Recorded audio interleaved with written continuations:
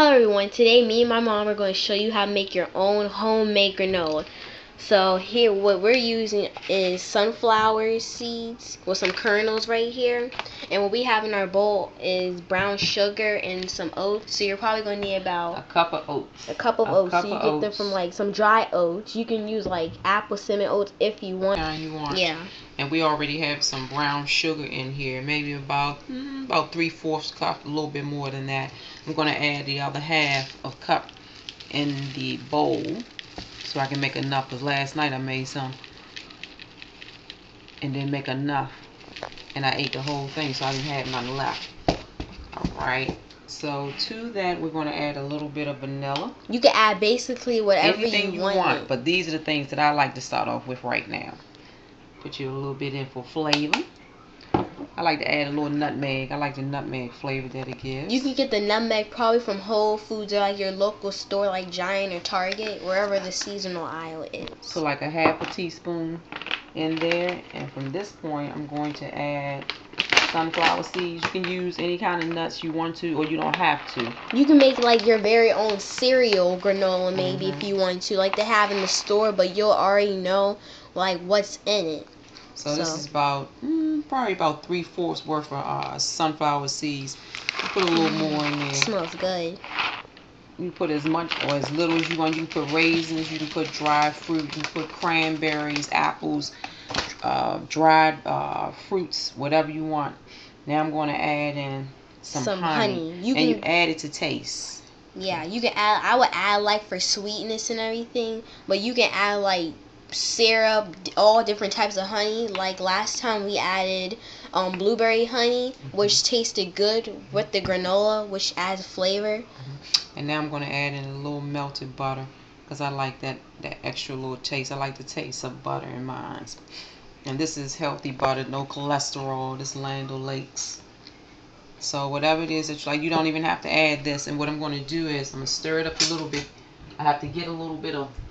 If you want your granola to be shiny like they have it at the store kind, you need to add just a little bit. Just a little bit. Like maybe like 2 dots maybe, or 3.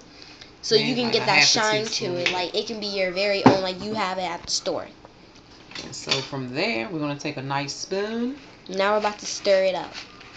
You want to make sure you get all like your syrups and vanillas and honeys mixed together.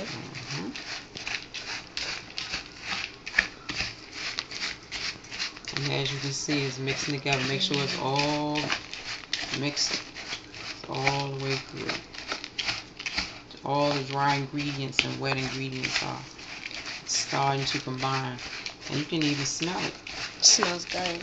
Also, with some of this granola, you can, I think if you add water to it, you can make your very own homemade granola cookies, which are like the same way as granola bars, except for you're making cookies and you're adding water to it. And from here, we're gonna add just a little bit of water.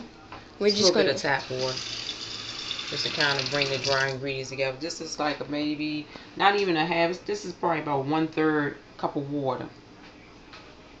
And this is just to help bind up the granola. And remember, before you start mixing all your ingredients together, you want to have your oven set on 350. Actually, I have it on 325 this time. Smells good. Smells good. Smells good. I'm just going to add just a tad bit more of honey. Okay, just a little bit more.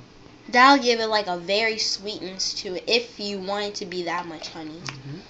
Everything is really to taste, to your taste and how you like it. With each batch, you'll know whether you want to add a little more of honey, a little bit more nuts, or oats maybe. So like right now, my mom's about to add just a little bit more sunflower kernels. So probably about this much maybe. I add maybe a tablespoonful more than what I had, but it's all in your own measurement and how much you like. You can add a little or you can add a lot, basically. Yeah. That's the fun part about it. You can add in what you want and how you want. So from this point on, I'm share everything down there. You can like smell most of the like vanilla and like the brown sugar and oats, and it's basically what you can do is after you're done with making your granola, you can actually eat this as a cereal. Once it's done baking, you can like have a bowl of cereal with some milk and use that. So right now what my mom's about to do is lay out her granola on this pan. We're probably going to leave it in there for around like 10 minutes, probably 10 about minutes, 10 minutes. 10 minutes maybe. But you don't want it to get like burnt. Right. And remember, do not use wax paper, because yesterday me and my mom, we used wax paper, and when we baked it got stuck on there. So that was another reason why. Yeah, do not use wax paper.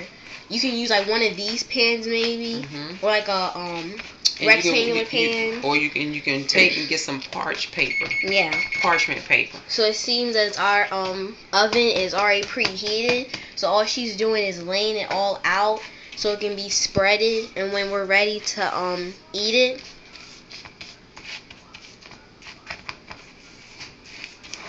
Basically just spreading it out. You can like with our circle pan, what she's probably basically doing is just spreading it all around so it can be all covered. Yeah. Yeah. Because basically once we finish fixing it, we're just going to break it up. It doesn't have to be perfect. Only time it has to be just a little bit is when you're making bars. But with this is just going to be broken like regular granola in a bag. Okay, so right now, look at that. It kind of looks like it's already cooked on my screen. But right now, we're about to place it in the oven for around like 10 minutes. And then there will be a second video to show how it turned out and what you can do with it. Thank you.